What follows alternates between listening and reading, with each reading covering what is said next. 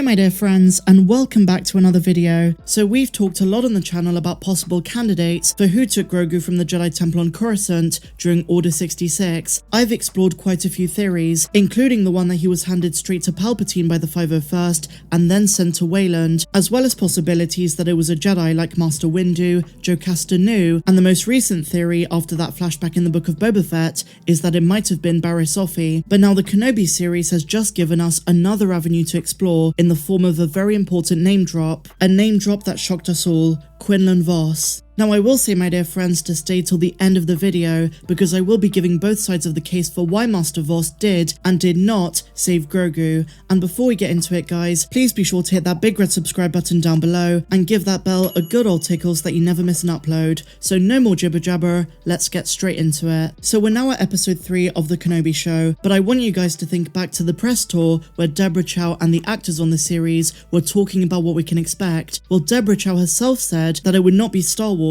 without some surprise cameos, and while I think we're all expecting eventually Qui-Gon Jinn's Force Ghost, episode 3 may have teased something really huge. When Tala Dorith shows Ben and Leia the secret Jedi sanctuary on Mapuzo, she describes it as something called the Path. According to her, this is where Jedi are smuggled off-world to a planet called Jabim, where they're given a new name and can live safe new lives. And it's not just fully fledged Jedi, it's also Force-sensitive children that the Empire are hunting. But crucially in this scene, Obi-Wan spots some writing at this point which belongs to a Jedi he already knows, or rather knew, during the Clone Wars, someone who might turn out to be a big help later down the line. He says, "Quinlan was here." "Yes," Tala replies. It turns out that Quinlan Vos has been helping the rebel partisans rescue younglings and smuggle them to Jabim. Now that's all we hear about Quinlan for now, but with 3 episodes to go, this fan favourite Jedi could still show up sometime soon. Now yesterday when I did my full episode breakdown, I did have a few people telling me to speak a little bit more about Quinlan Vos.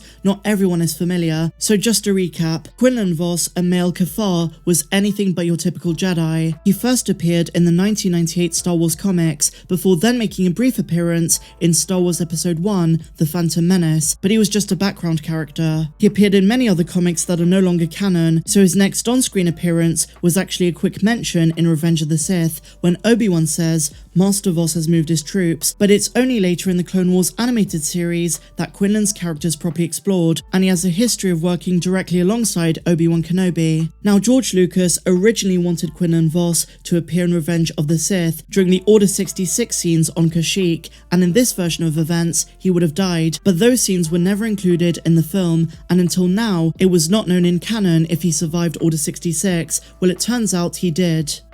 And what's most interesting about Quinlan is his leaning towards the dark side. In the 2015 Christie Golden novel Dark Disciple, Quinlan does turn to the dark side during an infiltration mission, where he also falls in love with Asajj Ventress. But after she's killed, Quinlan eventually finds his way back to the light side, and Obi-Wan happens to be the only person who asked the Jedi Council to reinstate him fully, following that fall from grace. Now, in many ways, Quinlan has a very unique perspective. Not only has he worked alongside Obi-Wan, but he also knows what the world looks like from Anakin's perspective as a fallen Jedi, so it makes confirmation that he's alive very interesting indeed. Now much to Obi-Wan's pleasant surprise, Quinlan's been fighting back against the Empire since they last met, which is great news if they do reunite, because it means Quinlan's going to be an ally and not a foe. So the big question is, will Quinlan Vos appear in the Kenobi series, or was it just an Easter egg? Well, I guess we're going to find out next week. So now that we've covered a brief recap of his life, let's talk about how he might relate to Grogu's story. Well, one massive aspect we must consider with episode 3 was the quotes that Quinlan left. He wrote the phrase,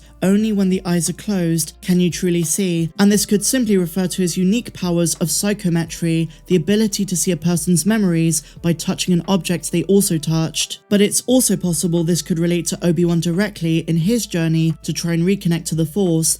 At the beginning of the episode, we once again see him trying to reach out to the Force ghost of his former master. So this quote could have been included as a way for his former Jedi friend to indirectly teach him a valuable lesson. But it can also be interpreted as relating to Obi-Wan in a different way, concerning his relationship to Anakin, which lies at the heart of this show. Maybe Obi-Wan's trauma from everything that happened between them is holding him back somehow and making him blind to the truth. And on top of all of that, when Leia hears the quote, she asks, "See what?" To which Obi-Wan replies, "The way." Now, some fans have suggested that even though he's not talking about the Mandalorian way, the inclusion of this term could be a deliberate nod to the Mandalorian and what's to come in this show. Even though Obi-Wan Kenobi is set almost 2 decades before the Mandalorian, because Quinlan Vos is smuggling younglings, this could be a nod towards Grogu. And herein lies the main theory of the video. Given Quinlan's role in rescuing Jedi and Force-sensitive children, as well as Deborah Chow's deliberate inclusion of the way, maybe Master Vos is the one who rescued Grogu from Order 66, but on the other hand, Order 66 was 10 years prior, and my personal theory is that while he did not directly save Grogu at the temple, somehow the child ended up in his custody, and then he sent Grogu to Jabim with a colony of Force-sensitive children for protection, and this then brings up the question of how Grogu eventually ends up on Arvala 7, much later in the timeline, but I suppose there's a lot of room in other shows to explore that. Now bear in mind guys, this is just a theory and nothing more. There's a solid chance Grogu has nothing to do with the colony of Force sensitives, but it would be a neat tie-in if he does. I should also say, I don't think we're going to see Grogu in this show, but if we do, I wouldn't complain. Grogu's backstory still needs a lot of explaining, and both The Mandalorian Season 2 and the Book of Boba Fett have given us some pieces of that puzzle, but undoubtedly there are more to come. As I said at the start of the video, we should not assume that Grogu was saved. He was taken according to Ahsoka, and that doesn't mean it was by a Jedi. I still stand by my theory that he was handed over to the Emperor and sent to Wayland. This explains why his mind goes dark and has jaded memory for a long time following Order 66, and given that Wayland is going to be prominent in the Bad Batch Season 2, as well as Jedi Survivor, the sequel to Jedi Fallen Order, I think we could get little hints here and there of Grogu's story in those projects too, if of course this theory pans out. We simply don't know yet, but I do think it's something that Jon Favreau and Dave Filoni want to explore. Grogu is going to be the staple of the Star Wars franchise for many years to come, and they're probably in no hurry to reveal to us all of the juicy details that we seek. Who took Grogu? Is he the love child of Yoda and Yaddle? Was he the reason that Yaddle left the Jedi Order? Is he going to be the next Mandalorian Jedi? So many questions, but in time I do think we'll have a fuller image of this character. He's beloved the fandom over, and we all have theories of who took him from Order 66, and as I said, this new Quinlan Vos theory is just one of many. So now, my dear friends, I turn it over to you. Do you think Quinlan Vos rescued Grogu from Order 66? Or conversely, do you think he had any role in his story? Let me know your thoughts in the comments down below, guys. If you haven't seen my full episode breakdown, thoughts, and review of episode 3, then go and check it out. I released it yesterday. If you enjoyed this video, please be sure to give me a big fat thumbs up, subscribe to the channel if you're new, and I'll see you in the next one. May the Force be with you always. I'm Star Wars Meg. Have a good one.